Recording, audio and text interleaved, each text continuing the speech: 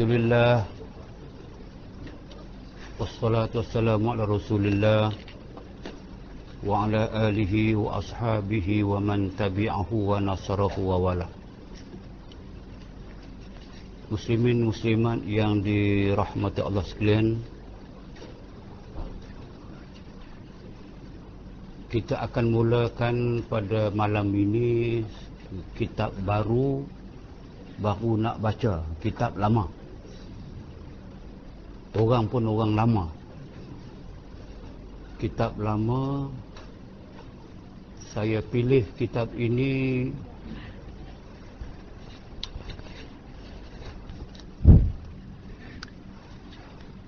orang belakang tak dengar. Kita akan mula baca kitab baru, tapi kitab lama untuk orang-orang lama. Bukan orang tua, orang lama. Lama senior. Saya pilih kitab ini kerana masih melihat dan masih mengetahui terlalu banyak di antara kita ini yang mungkin salatnya, sembahyangnya masih belum sempurna. Mungkin kerana kita tidak pernah mengadap, membaca, mengupas dan menghalusi bab yang amat mustahak dan amat perlu kita perhalusi. Bab salat, bab sembahyang. Walaupun nama bab itu pun bab yang terlalu lumrah kita dengar, tapi kerana sambil lewa masyarakat madani hari ini, masyarakat hadari ini, maka tidak diambil berat hal yang wajib diambil berat. Saya merasakan mungkin bukan golongan kita, tapi golongan umum yang saya temui tiap-tiap hari, masih ramai yang masih confused beberapa hal yang mustahak dalam salat. Lebih-lebih lagi dalam salat jamaah, dalam bab masbuk muwafiq, memang kalang kabut. Buku ini ada khusus di ujungnya membicarakan khusus bab itu, bab masbuk dengan muwafiq. Di sebelum kita pergi kepada bab masbuk muwafiq, saya akan ulaskan dengan menjadikan kitab ini sebagai asas. Walaupun tajuk nanti tajuk yang begitu mudah, tajuk yang macam kebudak-budakan,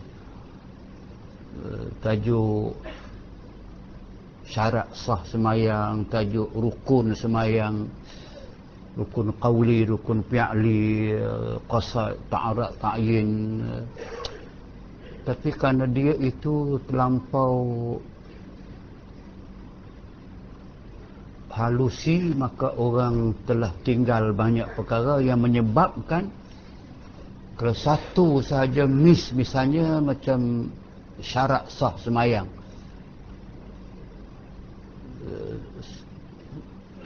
kita tahu mengatakan ada 9, tapi jika saya tanya malam ni seorang demi seorang, sangkut. Rukun semayang 13, seorang demi seorang sangkut. Sebab tu saya mengambil satu approach, pendekatan yang mungkin memanfaatkan kita bila kita lihat kepada teks buku ini.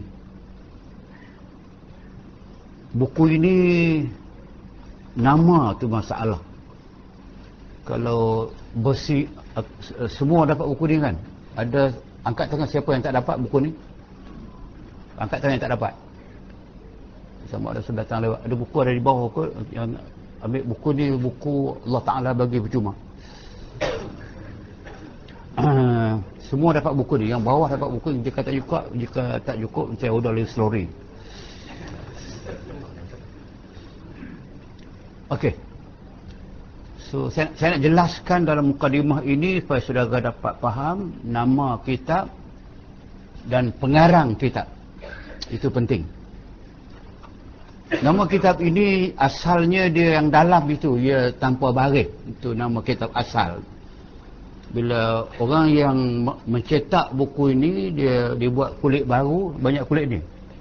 So dia pandai-pandai tulis Maniyatul Musalli. Dan nama itu amat salah. Nama kitab ini dia panggil Maniyatul Musalli dengan baris di bawah.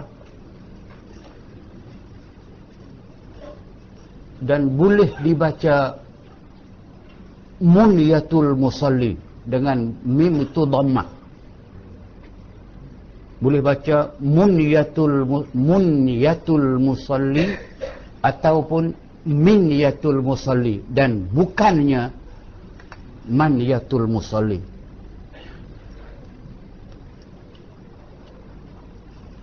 Sebab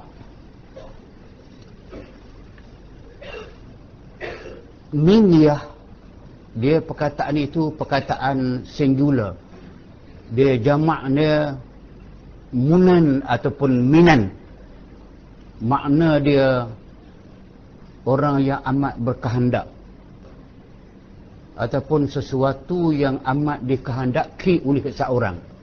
Itu makna minyah ataupun muniyah. Sesuatu yang amat dikehendaki oleh al-musalli, orang yang bersembahyang.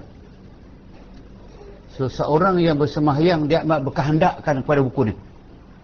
Jika dia nak sah sembahyang dia, nak betulkan sembahyang dia, dia amat mencari, amat memerlukan kepada buku ini. So maka pengarang menamakan dia Minyatul Musalli. Itu nama yang paling asah disebut. Dan boleh sebut Muniyatul Musalli boleh, tapi yang lebih asahnya Minyah Musalli. Jangan baca Maniyatul Musalli. Kalau baca Maniyatul Musalli, matilah orang yang sembahyang.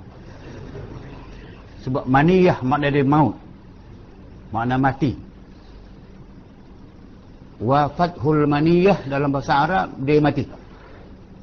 Kalau Maniyatul Musalli, matilah dia. Sebab tu Arab ni kena jaga. Sebab kita betul macam kita baca kitab dulu tu, memang orang baca Sayrus Salikin, tapi pencetak tu dia pandai Siyarus Salikin, pandai lebih lantak lah. So maka nama dia ialah, kalau kita boleh ubah baris di luar ni, kita tu ubah bagi potong buang min tu daripada atas tu kepada Minyatul Musalli.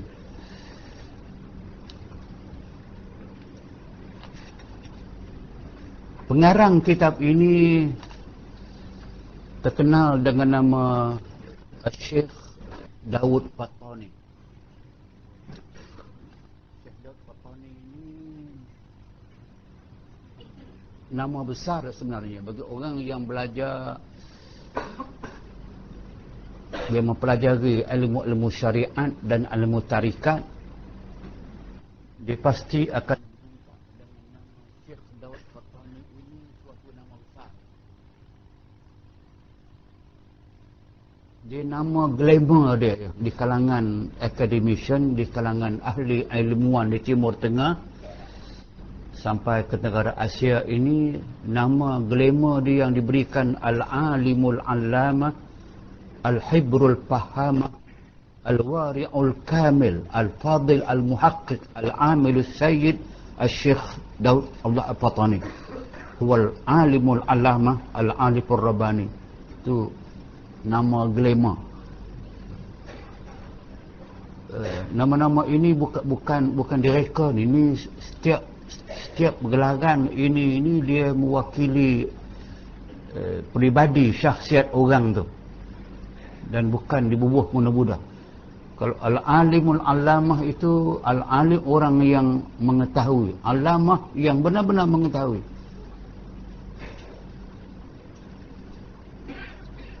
Al-Hibrul Fahamah, penulis yang faham apa yang dia tulis. Hibr makna dia dakwat. Yang ditulis itu yang dia faham, dia mendalami. Al-wari'ul kamil, orang yang cukup warak, yang sempurna kewarakan dia. Al-fadil, orang yang punya kelebihan-kelebihan. Al-muhaqqiq, editor, dia edit kitab orang, dia halusi kitab orang, diperbetulkan mana yang tak betul. Al-amil, dia orang yang berilmu dan beramal dengan ilmu dia. Al-arifur rabbani, ini tidak diberi gelaran ini melainkan kepada seorang ahli tarikat yang mursyid, yang ada silsilah, yang sampai tarikatnya kepada junjungan sallallahu alaihi wasallam, baru nama dia Al-arifur rabbani. Kalau arif rabbani itu mesti ulama tarikat. Kalau al-alimul alamah itu ulama fiqh biasanya lah. Kalau katakan al-wari'ul kamil itu ulama yang besar dalam ilmu tauhid, ilmu akidah. So dia mengandungi segala sifat yang diberi oleh orang-orang yang faham tentang perjuangan Syekh Daud Qatami. Mazhab fiqhnya dia bermazhab Asy-Syafi'i. Dia menyanjung, mengikut, menyebar, mempertahankan mazhab Asy-Syafi'i. Sedangkan dia telah sampai kepada peringkat, kalau disebah kepada kita orang Melayu ini, dia, saya masih boleh mengatakan dia salah seorang daripada mujtahid mazhabi, ahli ijtihad dalam mazhab Syafi'i. Dia tidak keluar mazhab Syafi'i. Dia mengaku dalam semua kitab dia akan dikatakan Daud Zahiri Asy-Syafi'i Al-Fattani. Dia berbangga dengan dia orang petani, orang Fattani. Dan dia juga seorang yang terkenal dengan Al-Jawi, orang bukan orang Jawa, orang Jawi itu.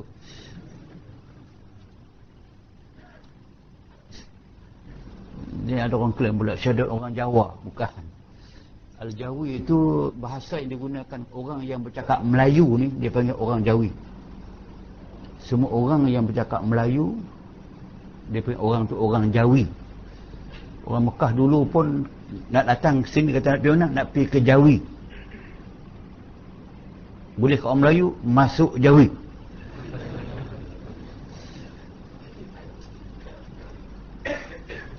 Mazhab dia mazhab fiqh dia mazhab Asy'ari, mazhab Syafi'i. Akidah dia macam kita, Ahlussunnah Jamaah, mazhab Al-Asy'ari ataupun Al-Asy'ariyah dia panggil. Sama kita Syafi'i, kita juga Al-Asy'ariyah atau Ahlussunnah wal Jamaah dia panggil, tapi mazhab kita Al-Asy'ariyah, Asy'ari. Dia ada tarikat dia dipanggil tarikat Asy-Syattariyah. So dia memang tiga rangkaian itu dalam ulama-ulama dulu memang dia tak lepas. Dia kena ada jelas dia mazhab apa dalam fiqh, mazhab apa dalam akidah, mazhab apa dalam tarikat. Itu trend ketika itu, malah sampai hari ini pun. Sebab tiga itu dia disebutkan. Dia lahir tahun 1133 Hijriah. Dia wafat tahun 1297 Hijriah. Bersamaan dengan 1847 Masihi. Lahir 1133, lahir wafat 1297. Jika tolak, akan berjumpaklah dengan seorang ulama yang Allah anugerahkan umurnya 164 tahun. Jarang ada orang yang sampai 164 tahun. Kiralah kalau umur Nabi 63, dia masih hidup lebih daripada itu 101 tahun. 164 tahun umur dia. Jarang sangat saya berjumpa seorang ulama yang sepanjang itu. Imam Syafi'i kita umur dia 53. Belum umur pencen pun. 53. Tapi hasil peninggalan dia amat banyak. Ini Syekh Dr. Patani 164 tahun berkarya mengajar sampai akhir hayat dia. Dia 30 tahun dia di Mekah. Dia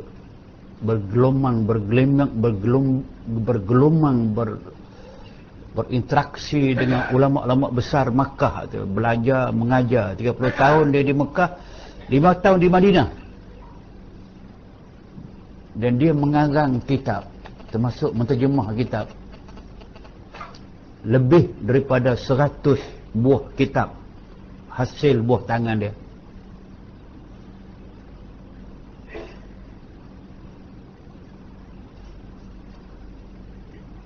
Belum ada ulama daripada Jawi, daripada Jawa, daripada tanah Melayu, Indonesia dan Thailand yang telah mendapat gelaran Al-Alimul Allamah, Al-Alimul Rabbani, melainkan dia seorang.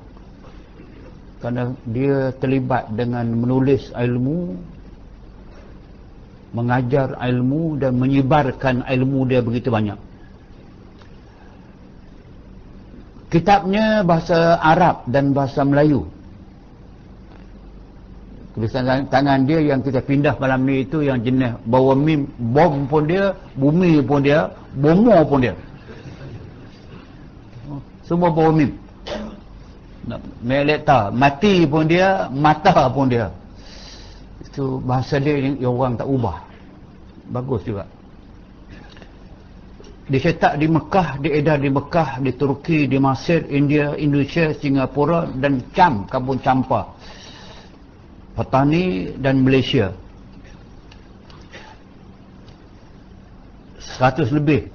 Saya semua ada nama kat saya, nama kita tak ada. Saya ambil sebahagian. Dialah yang mengarang kitab Bughyatul Tullab, yakni apa yang penuntut-penuntut mengingininya. As-Sayd wa Zaba'ih, dia membuat kitab yang menjelaskan hukum memburu dan hukum sembelihan. Al-Bahjah As-Sunniyah fil Aqaid As-Sunniyah, ni kitab yang kitab yang gilang gemilang berasaskan kepada sunnah dalam menyatakan hukum akidah. Dan sifat 20. So kitab sifat 20 yang menjadi kitab jolokan, kitab rojokan di alam Melayu ni, dan membawa barakah sampai hari ni tu. Orang tua kampung sampai hari ni pun faham sifat 20. Dan kita baru ni pun kita belajar, baru ni apa, 5 tahun sudah kita, bila kita bentangkan masalah dan Sairus Salikin dalam bab akidah itu, memang sebagian besar kita ambil cerita sifat 20 ni. Diyaul Murid, cahaya kepada orang yang belajar.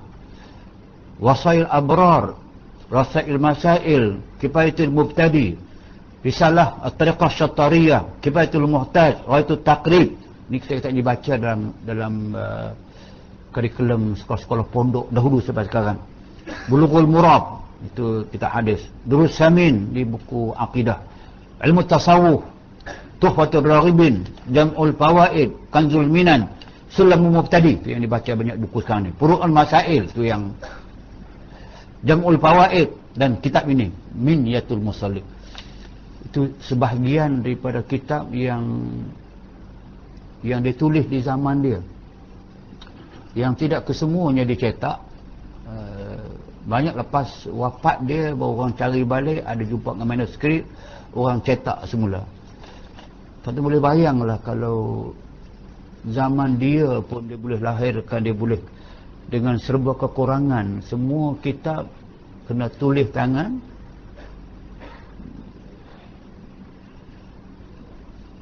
Tak ada penolong macam hari ni ada penolong, orang nak buat assistant kepada researcher,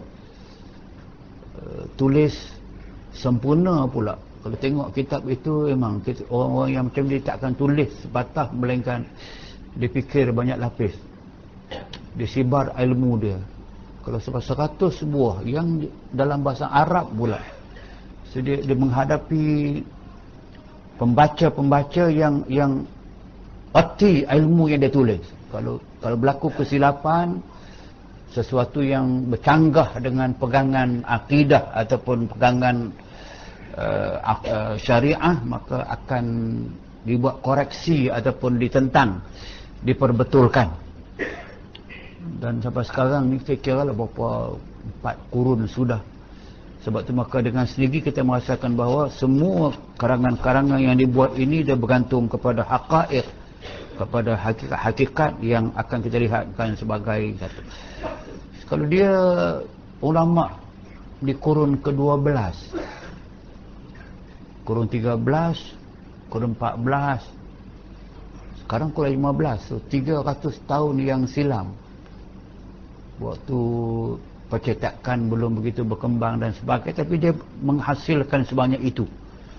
Sebab itu maka saya rasa dengan latar belakang begitu, kita tidak sangat meragui ilmu yang telah disibarkan. Dan buku ini pun memang dibaca, itu barakah ilmu itu orang baca sampai bila-bila kerana dia ada kemanfaatan dia. Tapi satu poin yang saya nak sebut, walaupun dia besar, lahir, berinteraksi dengan ulama-ulama, bersistem dengan sistem yang kita kenal lah dengan nama Wahabi itu. Tapi orang Mekah tak akan mengaku dia orang Wahabi, tapi kita fahamlah Wahabi bagi maksud golongan ulama yang asas mazhab mereka mazhab Hanbali, tapi sebenarnya Mekah lebih besar, lebih banyak berpegang kepada Ibn Taymiyah. Ibn Taymiyah ini adalah sebenarnya penyambung lidah daripada tuan guru besar mereka Muhammad Abdul Wahab. Wahab itu membawa pembaharuan besar di Saudi Arabia yang melahirkan ulama seperti mana Ibn Taymiyah, dan anak murid Ibn Qayyim Al-Jauziyah itu yang tidak faham sangat. Begitu keras pendekatan mereka, yang kalau tidak mengikut mereka, tak sama dengan mereka, tak semula dengan mereka, dia mudah hukum. Itu bid'ah dalalah.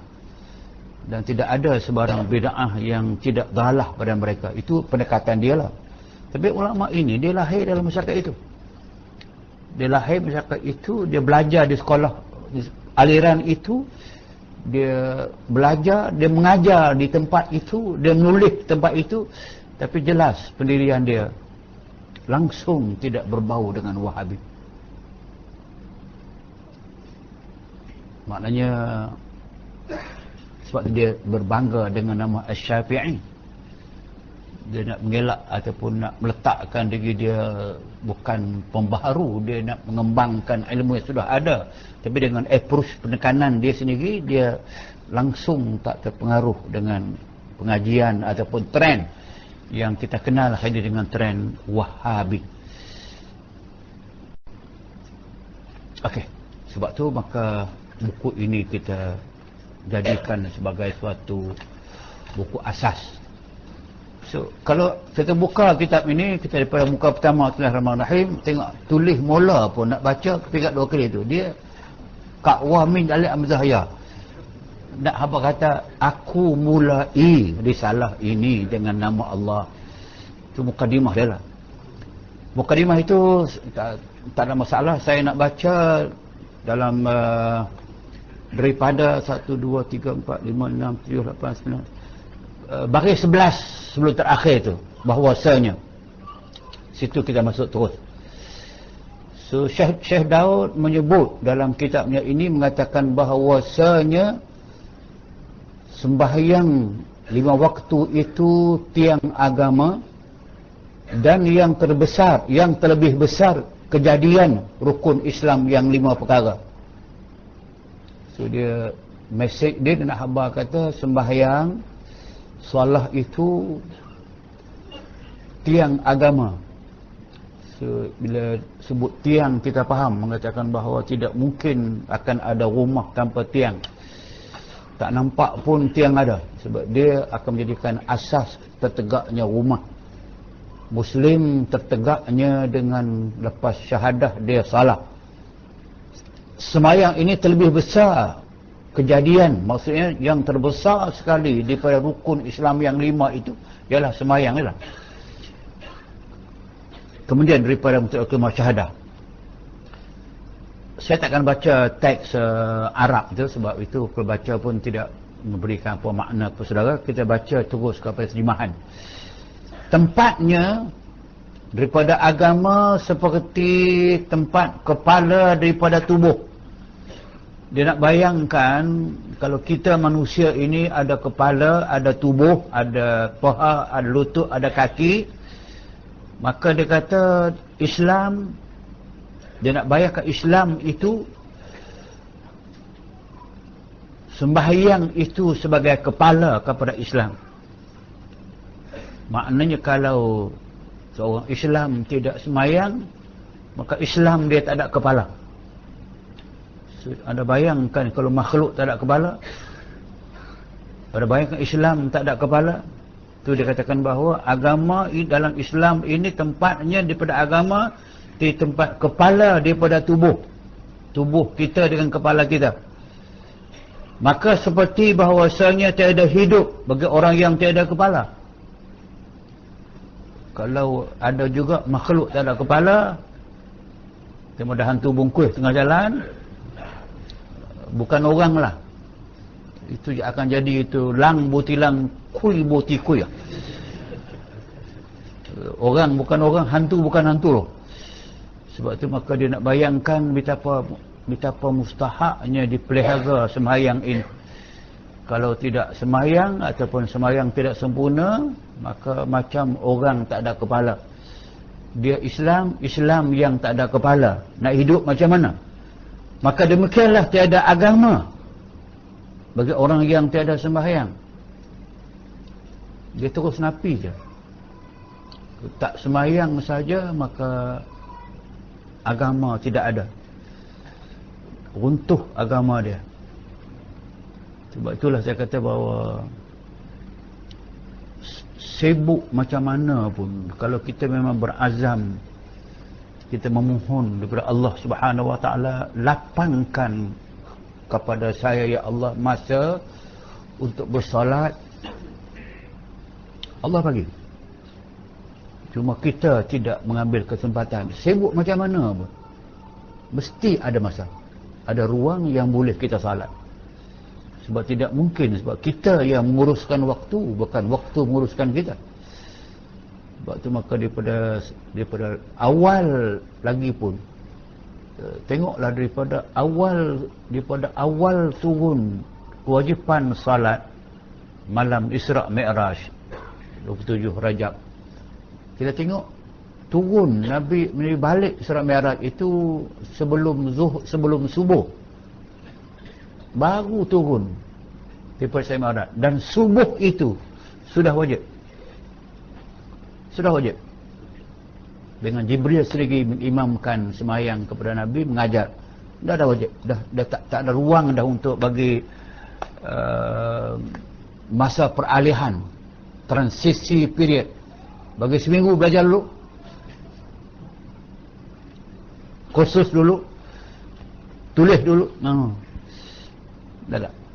Dia sedari awal tu memang tidak ada ruang langsung yang katakan bahawa, sebab tu dia katakan bahawa tiada agama ke orang tiada sembahyang.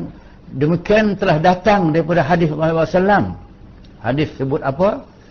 Makna di bawah itu, bahawa yang ketiga di bawah, atas.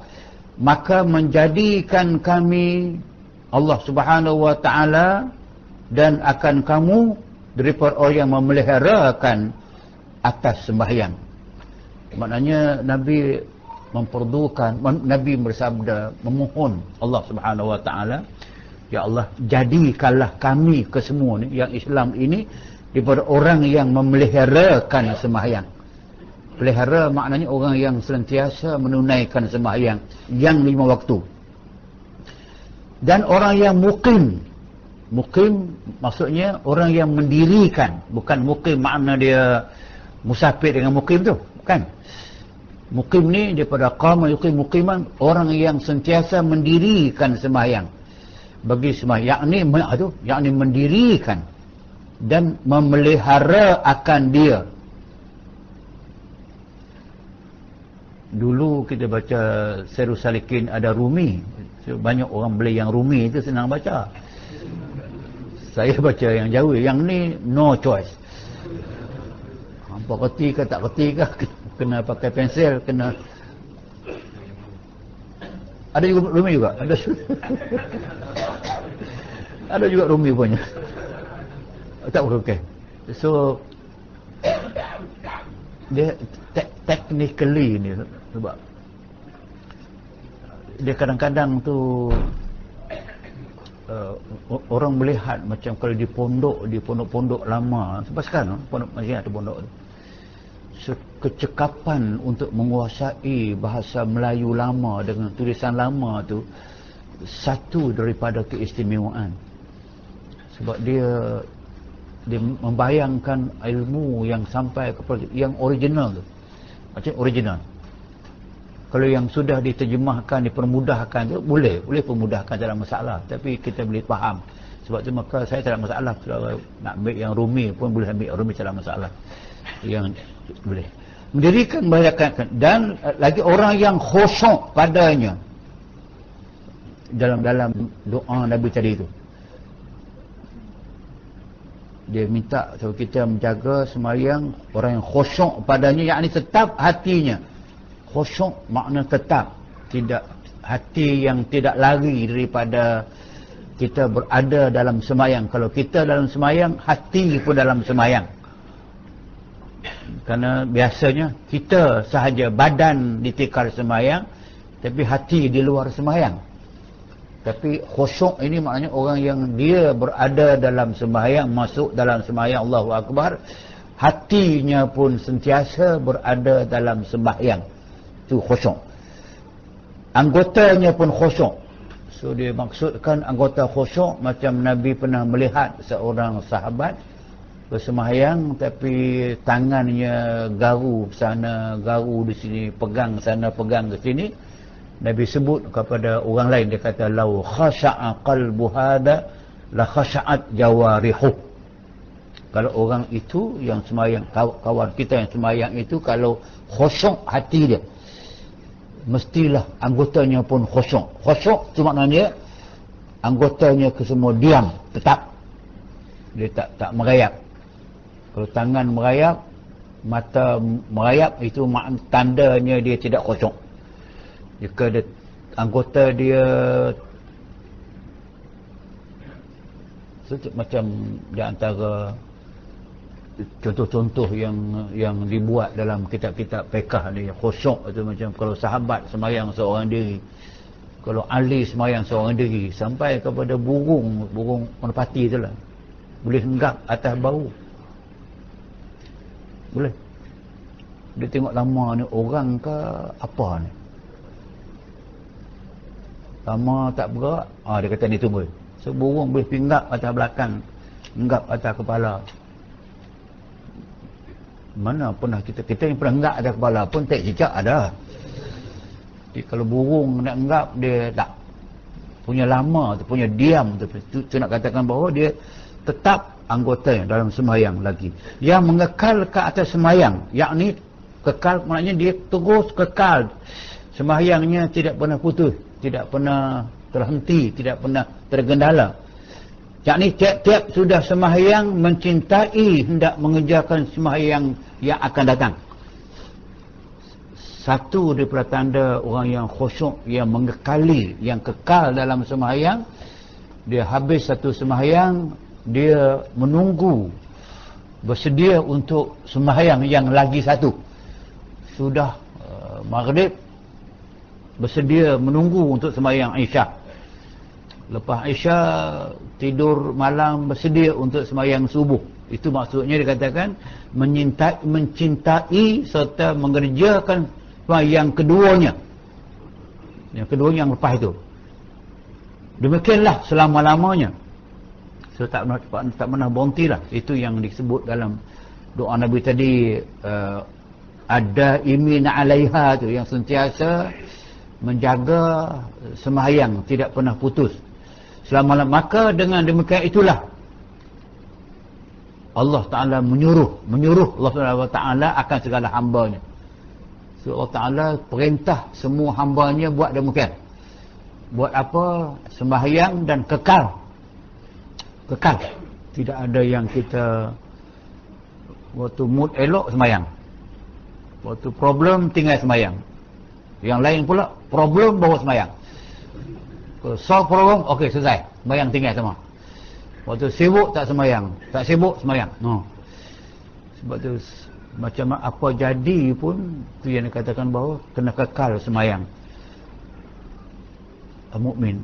Dalam itulah yang dikatakan Allah, itulah menyuruh Allah Taala akan segala hamba-Nya yang mukmin dalam kitabnya, dalam Quran.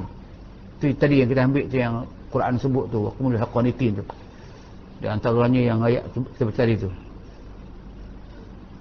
Hafizu 'alas salawat was-salatil wusta wa qumul qanitin, tu termasuk dalam sabdanya yang memerintah Allah Taala kepada kita supaya kekal sembahyang tidaknya. Dan dengan dia memberikan sifat, memberikan ni sebenarnya memberi, asal maknanya tidak terperi, itu bahasa yang asalnya. Kecantikannya tidak terperi, ilmu tidak terperi. Maksudnya anugerah Allah Subhanahu Wa Taala itulah yang diberikan, memberikan sifat itu kepada kita. Terjemah daripada wabihi wasafahum tu.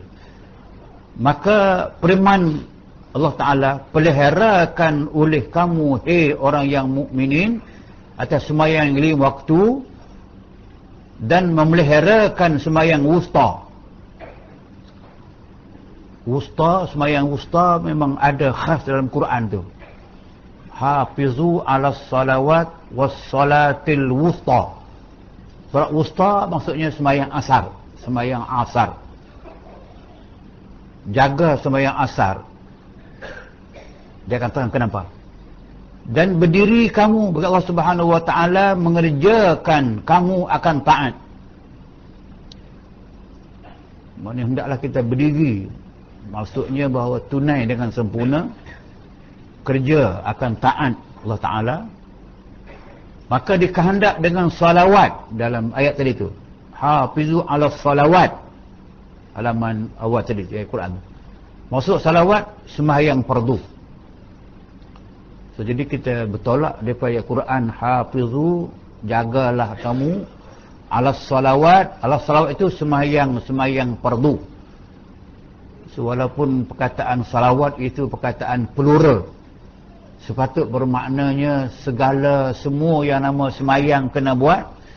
Tapi tidak, dia katakan bahawa ayatnya khusus. Allah Ta'ala tekankan, jaga, tunaikan salat fardu yang 5 waktu, iaitu zuhur, asar, maghrib, isya, subuh. Maka demikian itu, iaitu sembahyang yang tiada luluskan akan seorang. Tiada luluskan itu maknanya tidak boleh. Tak lulus, maknanya tak boleh. Sembahyang yang tak boleh seorang daripada orang Islam meninggalkan satu daripadanya. Tidak boleh orang Islam ini meninggalkan mana-mana sembahyang.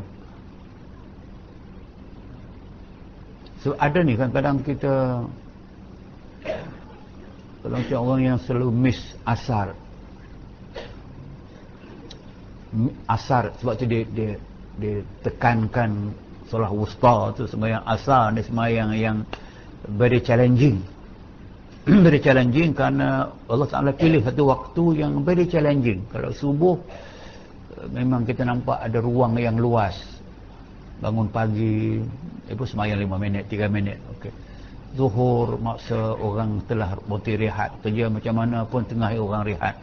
Lunch time, hatta orang tak Islam, orang kafir pun dia particular tu, dia mesti pukul 1 tu lain sip panas. Cak mai cak, dia kena makan tengah hari tu. Masa rehat dia kena berhenti. Orang Inggeris pun sama tengah hari semua masa orang rehat, masa orang berhenti. Maka senanglah sembahyang. Maghrib senang juga masa orang rehat, orang berhenti sebagainya. Isyak masa panjang. Yang challenging satu, wusta, sembahyang asar. Di pejabat lah, belum habis appointment lah, ada kerja-kerja nak kena habis lah, balik telepik jam lah, nak sembahyang di pejabat ke, sembahyang di rumah ke, kadang tak apa sembahyang di rumah, kena jam tengah jalan pula, tambah lah pula, minyak naik pula, lagi jam.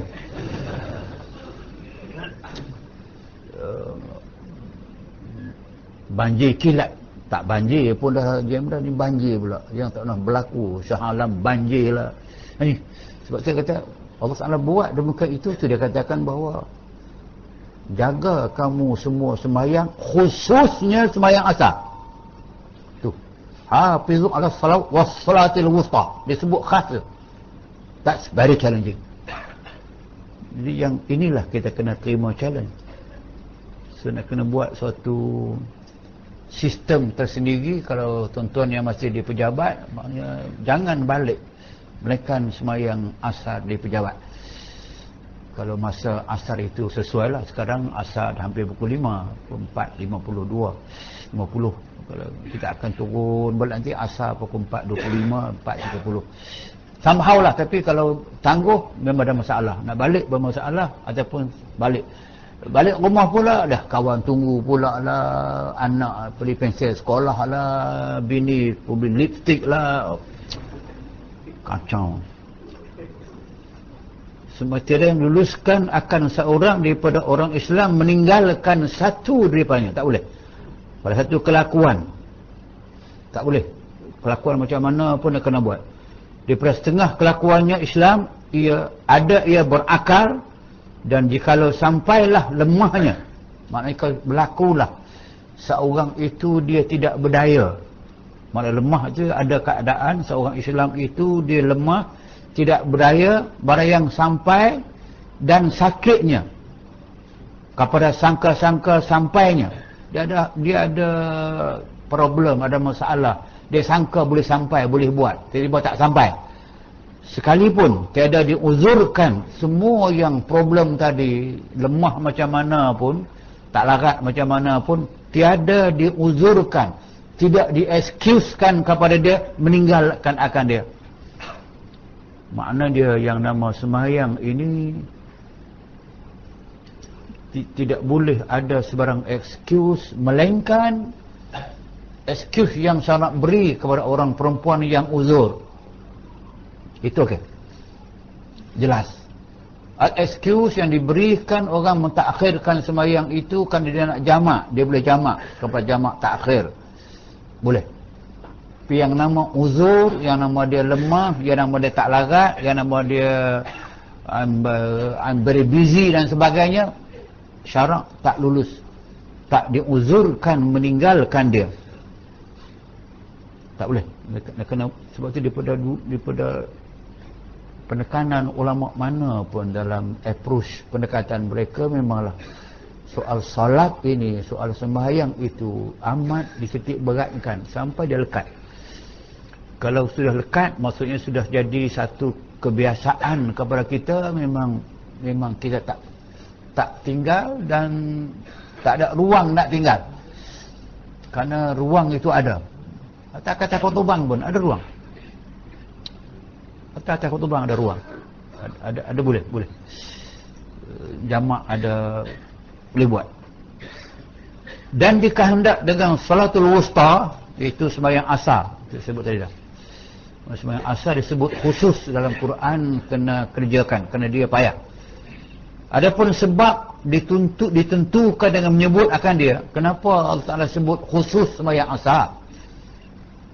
Padahal ada sembahyang subuh, sembahyang zuhur. Mengapa Allah Ta'ala sengaja sebut dan ayat tadi wassalatil wusta tu? Adapun sebab ditentukan dengan menyebut akan dia salatul wusta kerana kelebihannya. Dia khusus, ada lebih daripada yang lain. Itu saya sebut.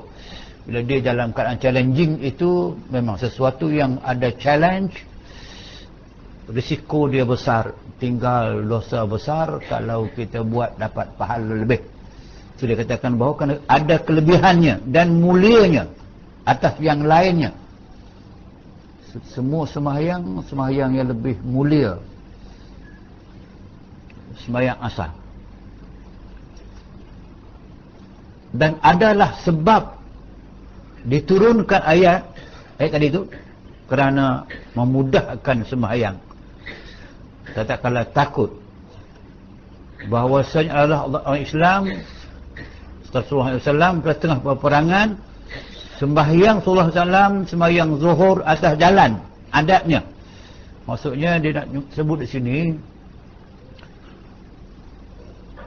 kerana pentingnya sembahyang itu, Nabi dalam perjalanan dia, dalam masa dia berjalan khas dalam peperangan, kalau masuk waktu dia tengah jalan, dia berhenti sembahyang atas jalan tu.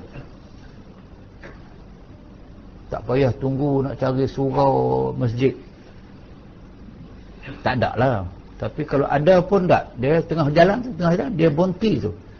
Dalam peperangan, dalam peperangan suruh sembahyang zuhur atas jalan adatnya, maknanya macam biasa. Itu sebelum daripada turunnya syariat sembahyang khauf, sembahyang khusus dalam peperangan. So sebelum turun keharusan sembahyang dalam peperangan salatul khauf, Nabi sembahyang macam biasa, jalan adatnya. Adalah musyrikin hampir dengan mereka itu. Bila Nabi berhenti sembahyang, musyrikin yang menjadi musuh dalam peperangan Sabil dapat melihat orang Islam berhenti tengah jalan sembahyang, sebab mereka sembahyang. Maka manakala selesai mereka itu daripada sembahyang, maknanya musyrikin tidak menyerang. Musyrikin pun tidak menyerang orang Islam dalam masa sembahyang. Bukan kerana mereka nak menghormati orang sembahyang. Puak tu bukan reti hormat. Tapi itu kelebihan sembahyang. Hampir tidak pernah berlaku orang Islam yang tidak pernah tinggal dalam salat, dalam peperangan, berhenti sembahyang. Musyrikin, musuh menyerang tengah-tengah sembahyang, lari dan cabukang, tak berlaku. Allah pelihara mereka. Itu dikatakan bahawa mereka selesai mereka itu daripada sembahyang, kata setengah daripada musyrikin. Tadi orang musyrikin yang tengok kita sembahyang itu, dia kata apa? Jikalau kamu kerampak, ni terserempak atas mereka itu dalam sembahyang mereka itu, nescaya mengenal kamu akan mereka itu. Maknanya kalau malam hari lah orang musyrikin berjalan di jalan raya, jalan laluan, kalau mereka sedang sembahyang, maka orang musyrikin akan tersempak dengan mereka, jumpa dengan mereka sembahyang di jalan. Jadi maksudnya mereka tak nak tinggal. Ketika mereka sembahyang terlebih, okey, bagi mereka itu kemudian daripada sembahyang terlebih kasih kepada mereka itu daripada bapa mereka itu. Orang musyrikin kata orang Islam ini dalam hal sembahyang ini, mereka amat sayang kepada sembahyang mereka berbanding dengan mereka sayang ke bapa mereka. Sebab bapa mereka dengan sembahyang mereka, sembahyang lebih sayang lagi. Itu maksud dia. Dan daripada anak-anaknya, sembahyang dengan anak, dia sayang sembahyang lagi. Yakni dikehendakinya mereka itu sembahyang asar. Maka turun Jibril alaihissalam atas Rasulullah dengan sembahyang kaifat syiddatul khauf. Lepas itulah baru datang Jibril dekat Nabi dalam peperangan, diharuskan salatul khauf. Mana pada awalnya sebelum turun salatul khauf, Nabi sembahyang macam biasa, tak kisah depan musyrikin pun sembahyang, buat apa pun buat. Dan malah dengan sembahyang itu musyrikin dapat memberi suatu kesimpulan, kerana mereka tak pernah tinggal sembahyang, dalam keadaan takut perang pun sembahyang juga. Maka musyrikin kata orang Islam ini dalam kes sembahyang mereka amat sayang kepada sembahyang mereka, lebih daripada mereka menyayangi bapa mereka, isteri mereka dan anak mereka. Lepas itulah baru datang Jibril kepada Nabi Muhammad dalam peperangan mensyariatkan salatul khauf. Rikahnya salatul khauf ini adalah sembahyang yang dibuat dua barisan. Kalau ramai sangat, tunggu dulu, yang lain standby. Kalau boleh buat, kalau dua barisan, buat dua barisan. Imam di hadapan, belakang imam satu baris, di belakang baris itu baris lagi. Bila imam rukuk, baris pertama rukuk dengan imam, baris belakang jangan rukuk. Bila imam i'tidal, baris pertama i'tidal, yang belakang rukuk. Yang belakang i'tidal, baru yang depan sujud. Nabi sujud, imam sujud, saf pertama sujud, yang belakang jangan sujud, standby. Waktu yang sama juga Allah tersebut, jangan kamu biarkan senjata-senjata perang kamu berjauhan dengan kamu. Letak pedang tepi, pacak tepi. Jangan kamu lalaikan dalam Quran senjata-senjata kamu. Buat begitu cara berganti-ganti. Sekurang-kurangnya yang semayang ini boleh melihat tidak kesemua orang tunduk. Lebih sujud lama. Kalau semua orang tunduk, tidak melihat kepada musuh dan sebagainya, macam kita ini lalai. Kita ada ruang yang membolehkan orang serang hendak yang begitu mudah. Tapi kalau depan tunduk, belakang standby, belakang tunduk, depan standby, kita ini on alert 24 hours. Itu yang dimaksudkan dengan semayang khauf tadi. Sampailah akhir semayang. Maka tilik olehmu betapa kelebihan semayang asar dan nyatanya, hingga mengetahui segala musyrikin kelebihannya. Itu semayang asar tadi itu dengan semayang lain samalah. Tapi orang musyrikin yang nampak tadi itu Nabi semayang asar. Sampai boleh pindah tu mesej semayang yang mereka buat itu, Allah pindahkan mesej kepada orang musyrikin hamba jangan main. Orang Islam ni nak pergi semayang, tengok tu mereka amat sayang, mereka tak tinggal semayang. Dalam perang macam pun semayang itu mendatangkan kegerunan kepada mereka. Ayat Quran menyebut yang bermaksud, kembali kamu hei segala mukmin kepada Allah dan takut akan Dia, dan dirikan oleh kamu akan semayang, dan jangan ada kamu daripada orang yang musyrikin. Itu ayat Quran yang memuji itu sebenarnya. Munibin ilaihi itu dalam kad orang Islam yang sembahyang itu mereka telah kembali kepada Allah. Bila kembali kamu hei segala mukmin kepada Allah. Kembali kepada Allah maksudnya kembali menghayati, melaksanakan tuntutan Allah. Macam wa anibu ila rabbikum wa aslimulah. Sama dengan munibina ilaihi wa taquh, itu maknanya hendaklah kamu jadi orang yang sentiasa kembali kepada Allah. Kembali kepada Allah maksudnya sentiasa menghayati, melaksanakan kehendak Allah. Wa taquh, kembali melaksanakan perintah kerana kamu takut kepadanya. Apa lambang ketakutan? Wa aqimus salah, kamu tunaikan sembahyang. Dan jangan kamu jadi orang yang syirik. Maka makna inabah tu bahasa Arab daripada munibin datang inabah. Maka makna inabah makna dia kembali kamu kepada Allah, dan taqwahu itu takut akan Allah. Dan arti iqamatus salah itu mendatang dengan dia atas wajah, atas cara yang disuruh oleh Ta'ala. Memahamkan lagi sekali bahawa Ya Allah suruh kita bila tunai sembahyang itu tunai dalam keadaan kita kembali kepada Allah. Kembali kepada Allah, kita kembali mematuhi titah perintah Allah. Mengapa kita kembali titah perintah Allah? Kita takut kepadanya. Takut watak. Yang belakang i'tidal, baru yang depan sujud. Nabi sujud, imam sujud, saf pertama sujud, yang belakang jangan sujud, standby.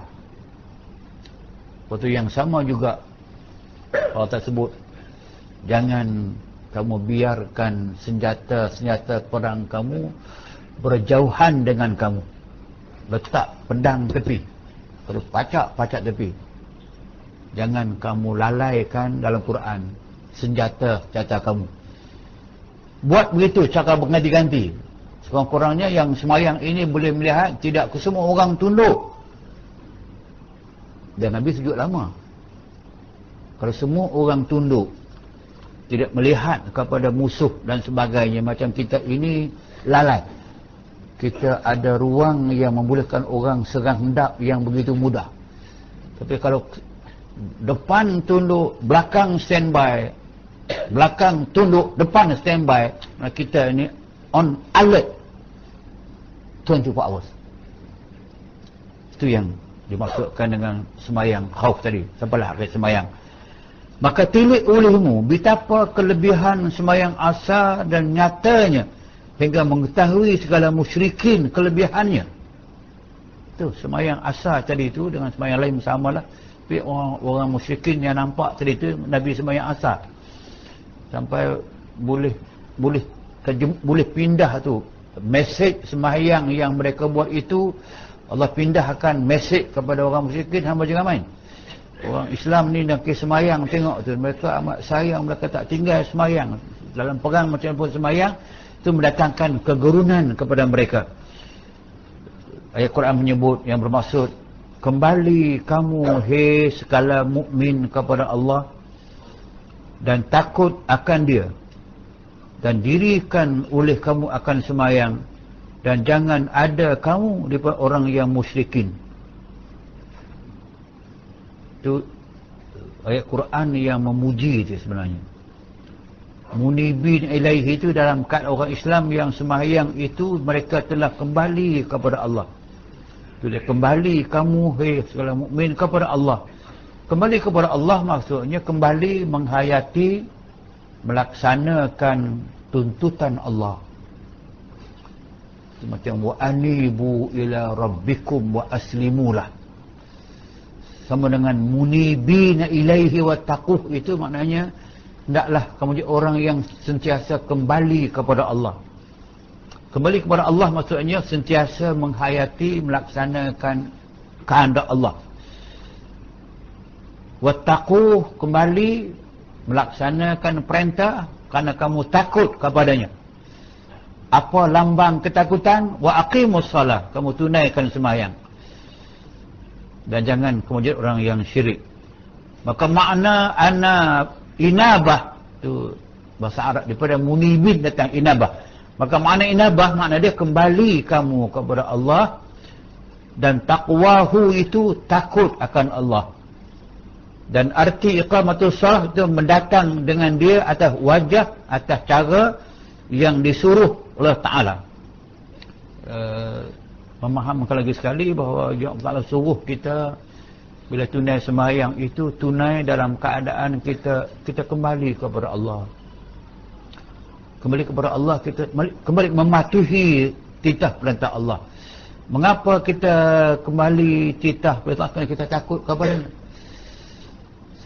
takut wa taqu bukan makna takut macam kita takut kepada makhluk. Takut kepada Allah ni kegerunan, datang kegerunan kepada kita. Bagi kalau kita cuba bayang tengok, kalau suatu saat boleh berlaku ke atas mana-mana orang, di waktu dia meninggalkan satu semayang,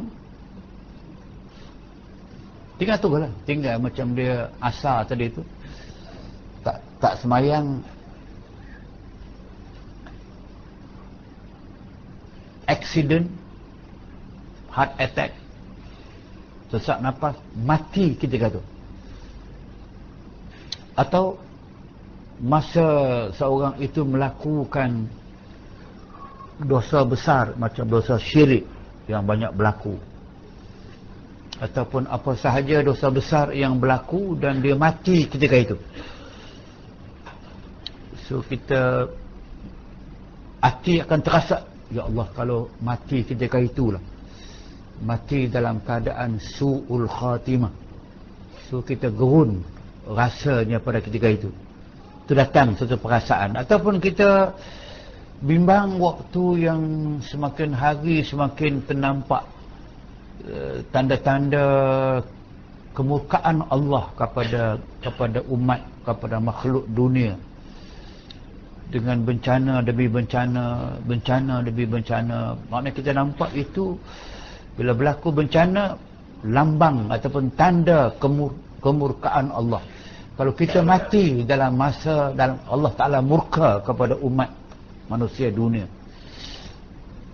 so mati dalam keadaan Allah Ta'ala murka, ada kesan kepada masalah orang tak mau. Itulah yang dikatakan bahawa kita kembali itu takut Allah Subhanahu Wa Ta'ala. Kerana itu maka aqimus salah, tunaikan kepada Allah Ta'ala. Dan lagi firman-Nya, qad aflahal mu'minun alladhina hum fi salatihim khashi'un, hingga akhirnya, senya telah dapat kemenangan segala orang yang mukminun. Berjayalah. Kalau falah biasanya dia bahasa Arab ni ada banyak. Maknanya kalau sebut falah biasanya bermaksud orang yang berjaya dunia dan berjaya di akhirat. Itu yang maka datanglah sembahyang hayya 'alal falah, menyahut, menyeru kepada falah, falahud dunya wal akhirah. Kerana bahasa yang merujuk kepada kejayaan ini dia banyak dalam bahasa Arab. Lulus, najihun, orang yang lulus. Najah biasanya dia lulus hal-hal keduniaan. Faizun juga mana lulus, mana najah. Tapi itu mungkin menang dalam sukan, menang dalam penyanyi paling popular. Dia tak kata falah bahasa Arab, dia kata al-faizul awal, faiz, lulus periksa, najah minan najihin. Sebab itu khusus bila gunakan qad aflahal mu'minun alladhina hum fi salatihim khashi'un, Allah gunakan aflaha, falah, yang mendirikan sembahyang dia berulih dua kejayaan. Dunia dia berjaya dengan sembahyang, sembahyang boleh menjaga dia, mengawal dia daripada kejahatan, maka dia falah. Dan akhirat pasti akan berjaya. Sebab dia katakan aflaha, dia katakan telah dapat kemenangan segala orang yang mukmin. Itu mukminun yang, iaitu orang yang ada mereka itu khusyuk, yakni tetap anggotanya. Saya sebut tadi khusyuk juga bermakna pada zahirnya kita lihat kalau anggota kita dan sembahyang itu diam, tidak bergerak, kalau terpaksa garu pun dengan adab sopan dan sebagainya, kalau boleh tahan tak garulah. Nabi pernah dalam sembahyang kala jengking sengat. Nabi pernah dalam sembahyang kala jengking sengat. Dia tak berhenti sampai habis sembahyang. Marah terlampau, dia kata la'anallahu al-aqrab lam yada' musalliyan illa ladaraha. Laknat kepada akrab kalau jengking, sampai orang semayang pun tak kenal, sengat juga. Sebab tu maka di antara binatang yang sunat kita bunuh kalau jengking, ular yang berbisa, cicak, memang sunat bunuh walaupun dalam semayang. Kalau nak membahayakan memang boleh pukul dalam sembahyang dengan tidak payah batal sembahyang. Pukul, so sembahyang balik. Saya nak ambil penerbangan sampai begitu. Maknanya kalau anggota boleh kawal, mata boleh kawal dengan tidak melihat rata-rata, lihat tempat sujud, anggota semua khusyuk, itu ketandaan daripada permulaan khusyuk, hatinya akan khusyuk. Sembahyang hingga akhirnya, bukan anggota tetap kalau sembahyang hingga akhirnya.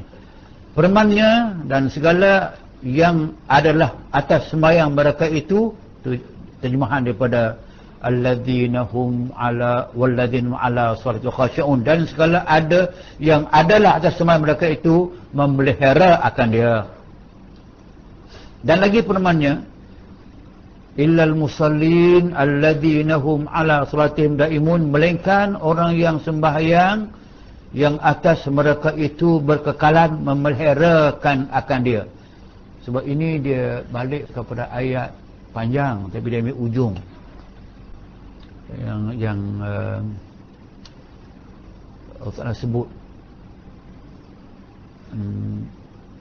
innal insana khuliqa halu'a idza massahu syarru jazu'a wa idza massal khairu manu illal musallin alladzina hum ala salatihim daimun. Manusia kesemua Allah jadikan dalam keadaan suka berkeluh kesah, tak tenang, sedikit kena pun dah kalang kabut. Apa dia? Bila mereka mendapat kesenangan, mereka suka, mereka tenang. Bila mereka ditimpa sedikit kecubaan, kesusahan, mereka akan keluh kesah. Melainkan yang tidak keluh kesah, melainkan orang yang sembahyang yang atas mereka itu berkekalan memeliharakan akan dia. So sifat antara yang tidak keluh kesah, sifat yang boleh menerima segala cubaan Allah kepada manusia, ini adalah sifat orang yang sembahyang mereka itu tidak pernah tinggal, daimun, kekal dalam sembahyang. Ya, kekal ini Allah uji macam mana pun mereka tabah. Mereka tahu ini ujian, tidak mudah menyalahkan. Ni sedikit saja ujian pun Allah tak adil. Sedikit susah saja sabar apa sabar. Suruh sabar pun tak boleh ni. So dimarah kita balik. You apa tahu? Lain kalau orang yang musallin ini, dia kena fikir banyak. Memang kalau kita fikir, bila kita kena sesuatu yang tidak baik, apa dia ujian, apa dia musibah, ma asabal insan min su, apa sahaja yang manusia terkena yang dia tak suka, itu musibah. Yang musibah ini berlaku kenapa? Wa ma asabakum min musibatin fabima kasabat aydikum. Yang berlaku yang tidak baik itu sebenarnya dia undangan daripada angkara perbuatan kamu sendiri. Kalau cek balik ada. Tak cek saya. Tak. Allah tidak buat kejahatan kepada manusia. Apa guna buat kejahatan? Tak. Orang tu yang, sebab tu katakan apa sahaja kejahatan, musibah kena manusia, fabima kasabat aydikum, itu angkara perbuatan kita. Wa ya'fu an katsir, bukan tiap-tiap kesalahan Allah turun balak dah. Banyak sangat yang di write off. Dia biar.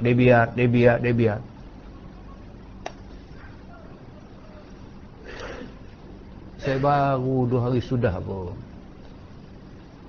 dikunjungi oleh satu keluarga ternama di Kuala Lumpur. Saya dengan isteri dia belakang Kak Jah. Dia mengadu kat saya, mengatakan suami dia tak semayang. Dia semayang pun kena marah. Semayang tunggik dia marah isteri dia semayang. Dia tak semayang. Tapi dia berbangga dengan dia tak semayang, kerana Allah beri kejayaan kepada dia. Kejayaan. Dia begini, dia begini. Tengok, aku tak semayang pun, Allah tak bagi aku. Jangan semayang, kau tengok dapat apa? Ya Allah. Dengan nikmat yang saya tengok, dia begitu besar yang dia dapat, dia boleh nafikan. Malang, cukup malang. Anugerah besar Allah Ta'ala bagi, tapi dia memang tak buat.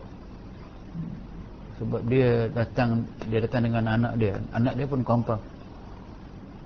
Kata, ya Allah. Tapi Allah bagi. Jangan tafsirkan bila Allah Ta'ala bagi dia mungkin Allah sayang dekat dia. Sebab macam kita mancing juga lah. Mula-mula pergi campak. Mula kalau pergi kolam tu campur umpan dulu. Dia tengok umpan, makan. Oh, bagus. Lepas tu baru cangkap kail, campak. Dia tengah seronok tu tak kira dah. Mana kail je, guk. Nyerongin muka kamu.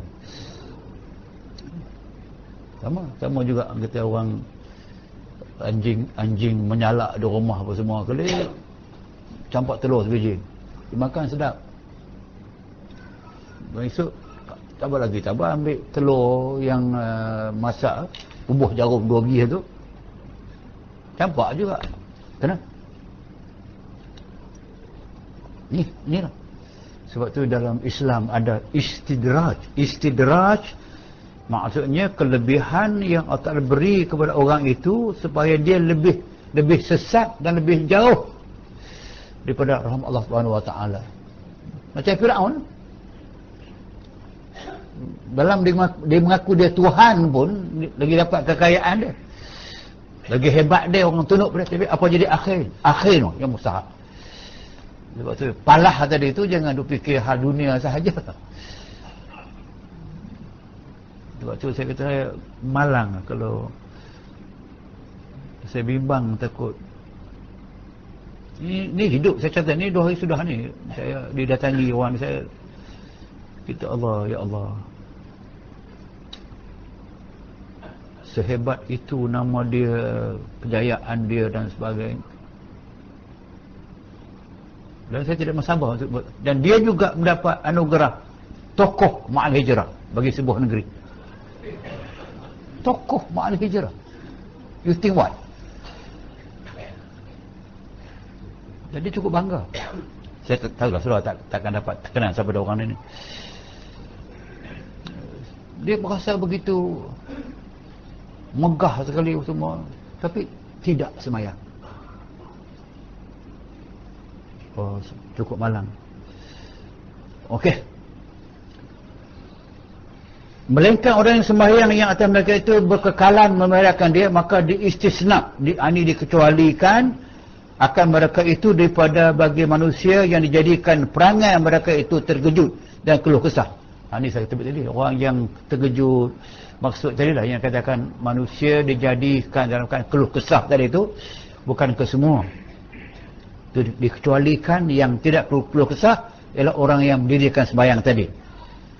Tetap kalau mengenalkan mereka itu kejahatan, apabila mengenal mereka itu kebajikan, ditegakkan kebajikannya. Ini orang yang disebutkan yang keluh kesah tadi. Jika dia dapat kebaikan, dia tak beri kebaikan itu kepada orang lain. Kalau dia dapat ilmu pengetahuan yang berguna, dia tak beri kepada orang lain. Dapat harta banyak pun dia tak bagi zakat kepada orang lain. Tak bantu orang yang susah. Keluh kesah tak kala mengenakan maka kejahatan. Kalau kena kejahatan lagi keluh kesah. Dan apabila mengenal mereka itu kebajikan, tegahkan kebajikannya daripada mengerjakan kebaikan. Dia dapat kebajikan, banyak kebaikan, tapi dia tidak kerjakan kebajikan. Malang lah. Maka seperti bahawa Allah Subhanahu Wa Taala berfirman bahawasanya orang yang sembahyang atas sebenarnya tiada mereka itu daripada keluh kesah. Itu yang sembahyang sebenar, yang kekal dalam sembahyang, yang faham mengapa dia sembahyang, khusyuk dia, maka orang itu tidak keluh kesah. Kena, tapi tak sampailah kepada hilang, rosak iman tu sampai ke peringkat dia berpermain-mainkan pula orang sembahyang. Rosak. Kadang mudah saja tu macam kata, kalau kita kena suatu ujian besar, kita sampai ke peringkat menyalahkan Allah Ta'ala.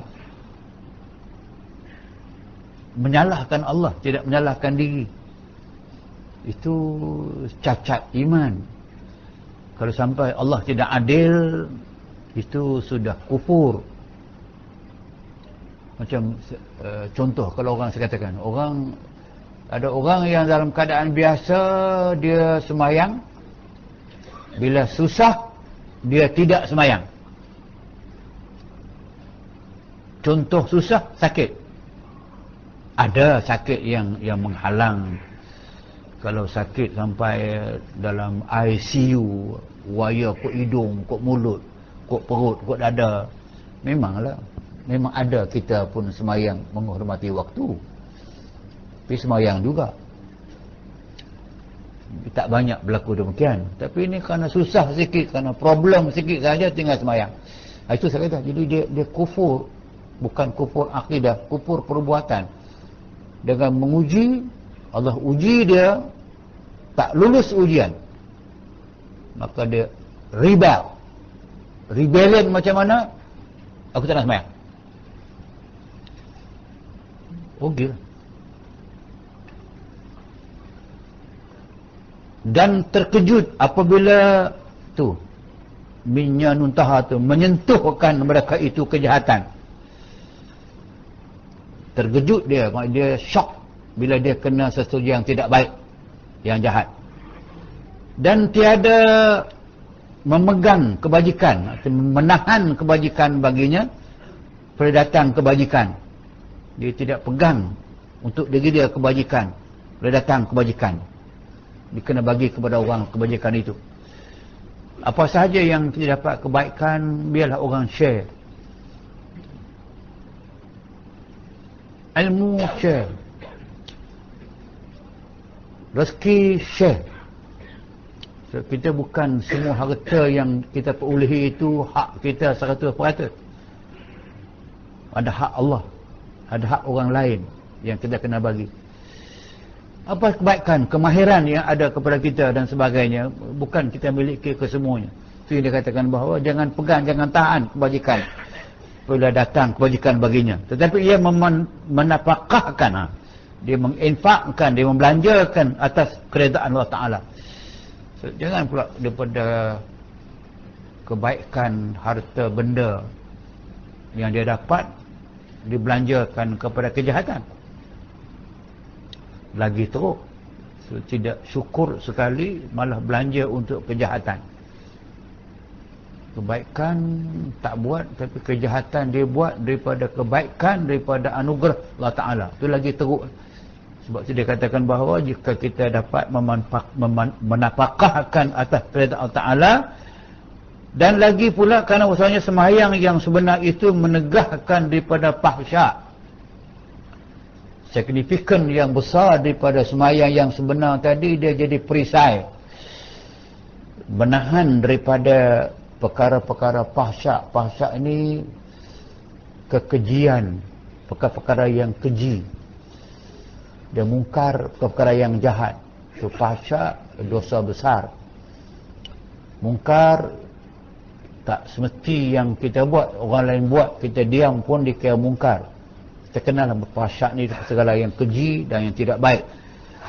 Seperti Allah Ta'ala berfirman yang bermaksud, dan dirikan olehmu akan sembahyang, bahawa sembahyang itu menegah daripada kejahatan.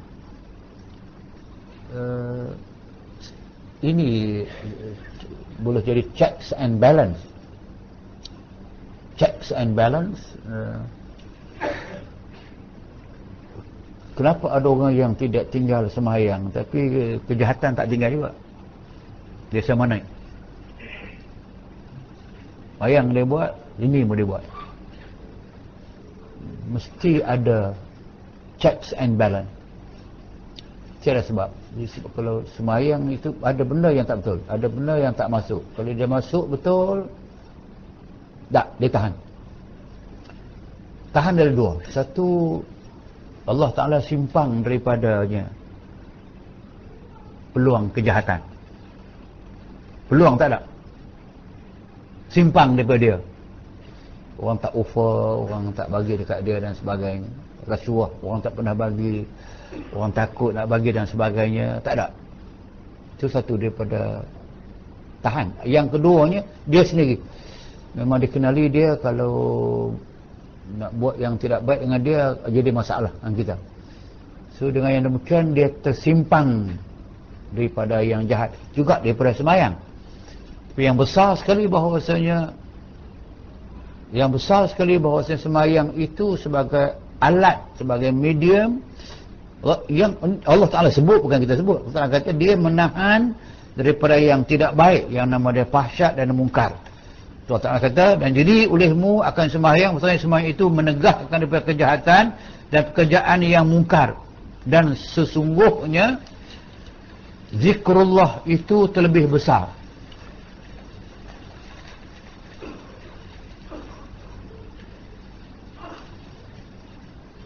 Di samping kita sebut tadi, sembahyang itu pencegah, tetapi yang lebih besar daripada itu, orang yang sentiasa zikrullah. Zikrullah itu mengatasi di samping sembahyang, dia zikrullah, yang ingat Allah Ta'ala. Ini itulah yang lebih besar sekali menjadi perisai kepada dia. Sebab ini kita balik kepada ayat ya ayyuhallazina amanu dzkurullaha dzikran katsira wasabbihuhu bukratan wa asila. Wahai orang yang beriman, kamu ingatlah kepada Allah dengan ingat yang banyak.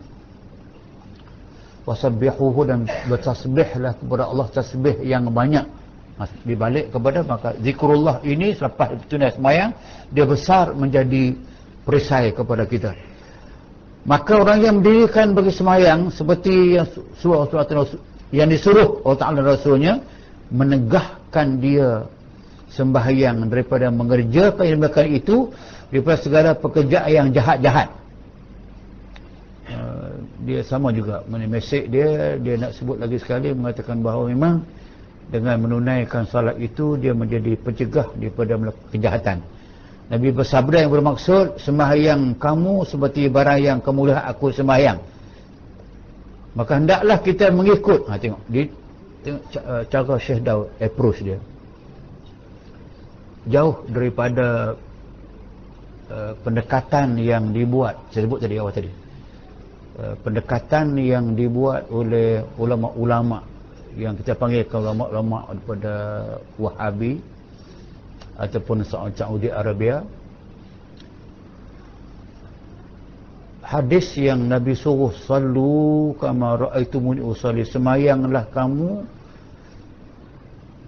seperti mana kamu lihat aku sembahyang. Dia nak kepada semua orang sembahyang berpandu dengan hadis sahaja, jangan terima cakap ulama. Bila terima cakap ulama, makna kita menolak hadis. Sebab tu semayang atas petua ulama, pada mereka itu semayang yang bid'ah. Sedangkan tengok approach yang dibuat oleh Syekh Jalani, sembahyang kamu seperti barang aku melihat aku sembahyang, hendaklah kita mengikut akan yang dikerjakan Nabi SAW atas jalan yang kita ambil daripada ulama ummah. So, dia pergi tu, dia pergi.